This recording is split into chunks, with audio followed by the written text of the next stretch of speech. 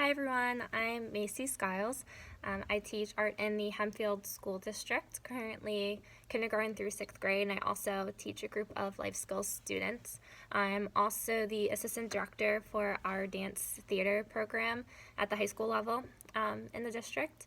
So I guess that my research question kind of formulated from my interests in dance and in movement, but also just what I had been noticing over the past almost 3 years of teaching myself and also observing other students and what I had seen with their students in the classroom.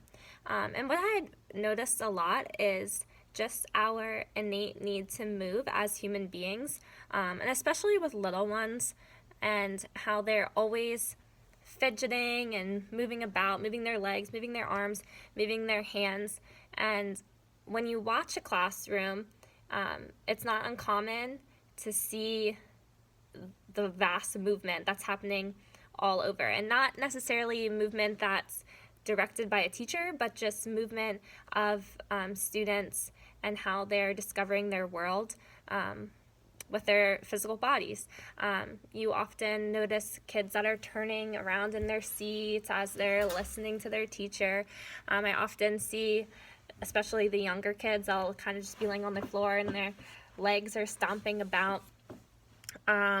Or students that it just seems that instead of focusing on what the teacher is telling them, they're like looking intently at their hands and like watching how their fingers move, and they're often hitting their friends next to them because they don't have a lot of control with their bodies. And I wondered, how can we as teachers begin celebrating that movement and using it as a way to help students learn, rather than telling students you have to sit still. You have to sit perfectly still in your seat and not move your limbs at all, when we know that that's the inevitable and that's what students are naturally going to do, because they're learning about how their limbs work and how they function and the space surrounds them. From those observations of just my interest in movement, being a dancer for 20 some years, I developed a research question, which is, if directed and regulated by a teacher, how do intentional movement and gestures affect student learning, engagement, and memory retention? So in other words, how can we create movements that are very specific and have an intentional purpose? How can teachers use those to increase student engagement and content, and also as a memory device for learning? And the memory device part kind of came to be when I did start to use movement with my students. I found that they often remembered content more week to week, since I only see them every 8 days. I noticed that students remembered what I had taught them if I gave them a movement or gesture to remember with what I had said.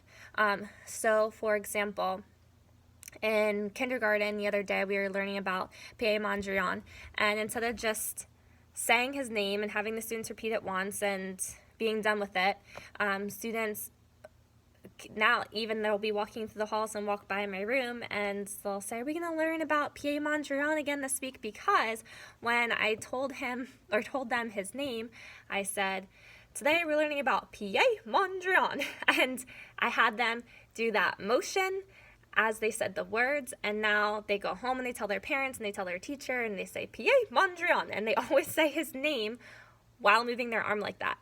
And what I guess I need to discover this more with factual research, but what I think is happening is because they have that gesture with the name, both of those together, saying it verbally and also using kinesthetic movement, they're able to remember the name more.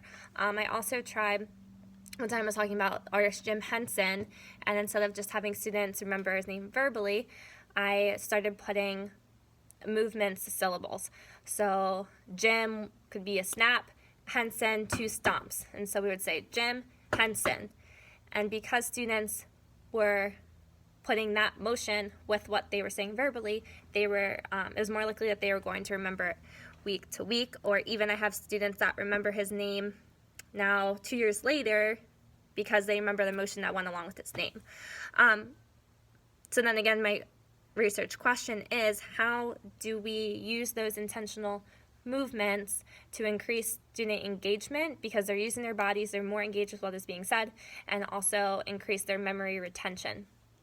I also had two sub-questions that went along with that. The first sub-question was, if teaching and learning through movement creates improved cognition, will teachers choose to incorporate movement strategies in their classrooms, or will they feel that there is too great of a negative impact on classroom management? And my second sub-question was, if teachers use controlled and purposeful movement and gestures in their classroom, in what ways do they incorporate them into their teaching? So I wanted to get more into specifics of how they use strategies rather than just, yes, they do use it or no, they don't. The methodology that I selected for my research is action research. I started with a survey and an interview for my mini pilot. And my survey, I created a Google survey and sent it out to, I think it was about 12 teachers. And I asked questions about if they use movement, if they think that it's a distraction, if they think that it's a safety issue, things along those lines. And they had to answer the questions with either always, sometimes, or never. So my questions included, I find my students are more engaged when they are given movements, gestures to actively participate in while learning. I get my students up and moving when I see them losing engagement or focus. When I notice my students getting anxious, I use movement as a coping strategy. I invent my own movements, gestures in my classroom for students to use as memory devices. I use a lot of movement gestures myself when I teach to keep students engaged. I feel that my students more often remember content when a gesture or movement was associated with the verbal content that they were given. I have found movement in the classroom to be a distraction for students. I have found that movement hinders the safety of my classroom. I have found that movement strategies help with classroom management. I use movement gestures for only certain units of study or subjects. From those questions, some results that I found were, a big one was 75% of the teachers said that they sometimes find movement in the classroom to be a distraction for students. And this actually supported the research that I was finding in the articles and books that I was reading.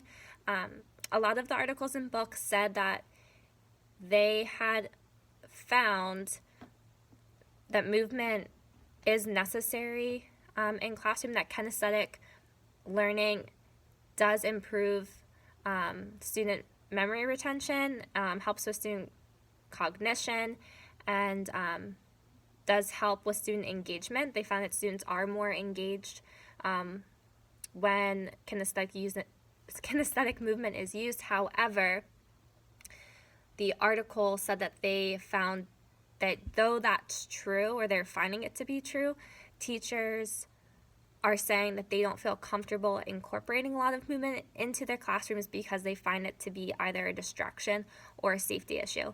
And so I was able to make that connection with my survey questions, the results, and what I was reading. They seem to align in responses that teachers that I work with on a daily basis said that they agree. They find movement can be a distraction or possibly a safety issue.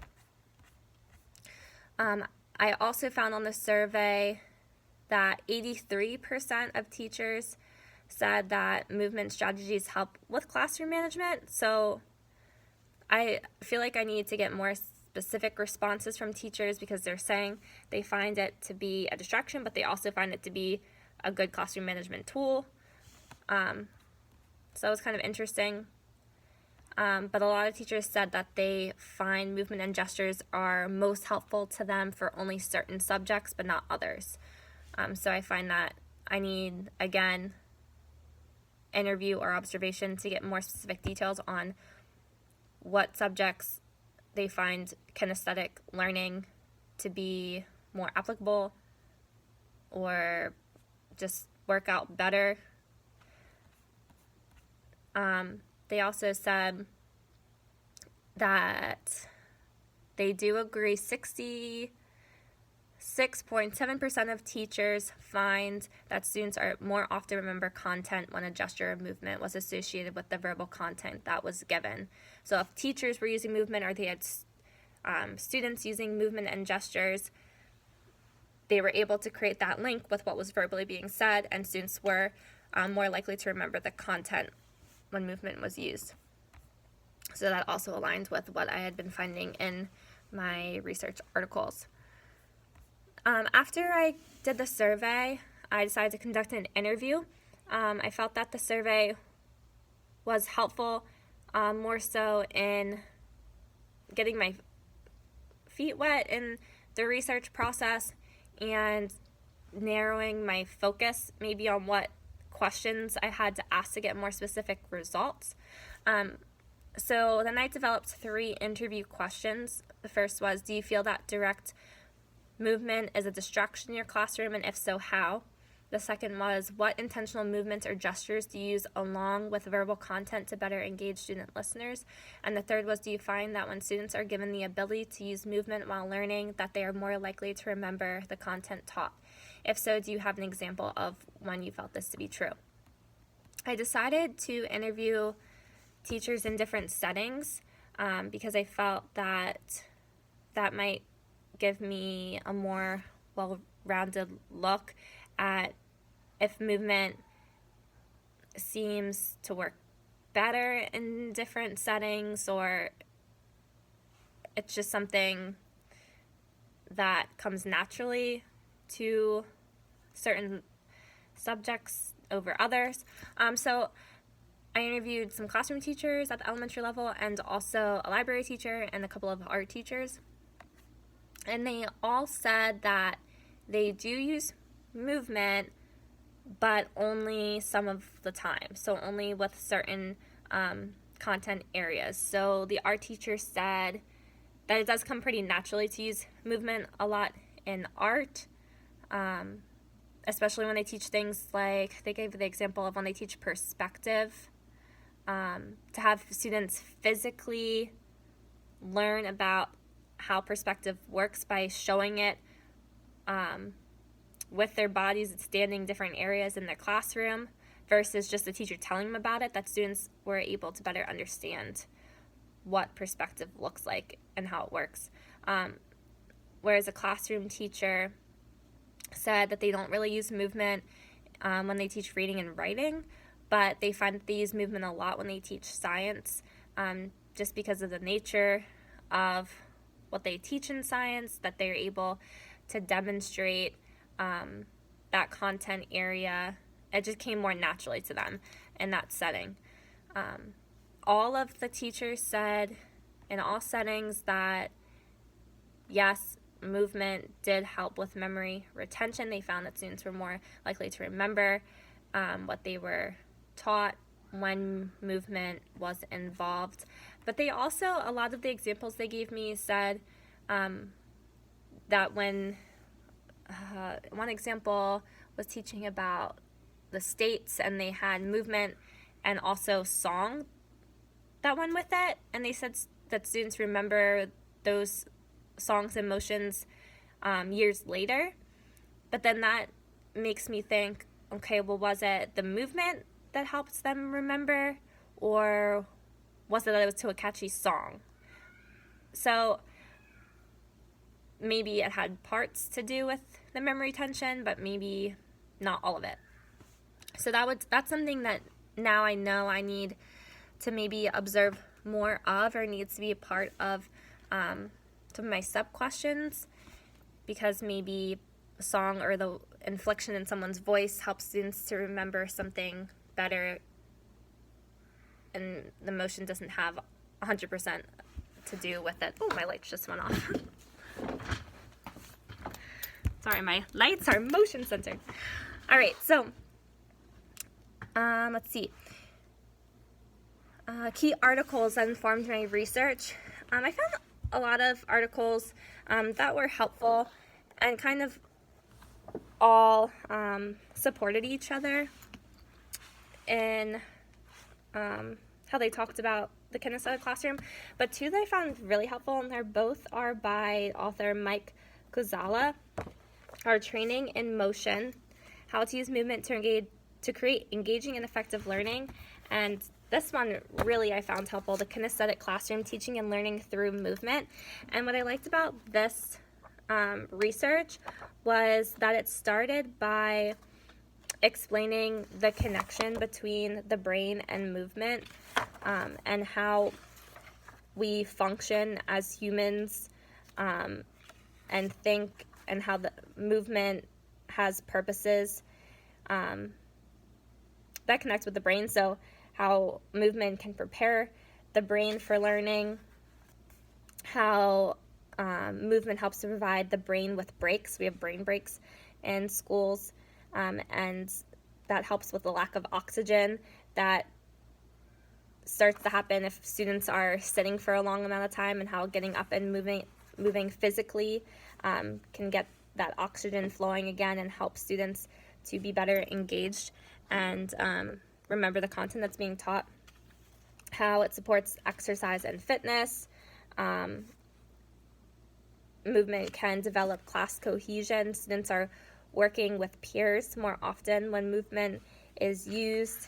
It helps with communication, skills, and social learning. And then the book also goes into some concrete ways that teachers can start to incorporate movement in their classroom, and it gives like 22 brain break strategies and different things to try with incorporating movement into different content areas. Like, how can you use movement when teaching a math lesson? How can you use movement when teaching a writing lesson? So I find that this book also will be really useful to myself when I start to do more of the observation part of this research, and how I can actually incorporate these strategies in my own classroom and with my students, and record the results of those. So I feel like, I'm already at 18 minutes, so I should probably wrap it up. So I'm really excited to continue researching this more, and include movement more with my own students, to gather more results that way through observation. And yeah, I'm just really excited about it because I feel like it incorporates both my passions of teaching and of dance. So I am excited to see what everyone else is working on. I hope everyone has a wonderful weekend and holidays coming up. See ya.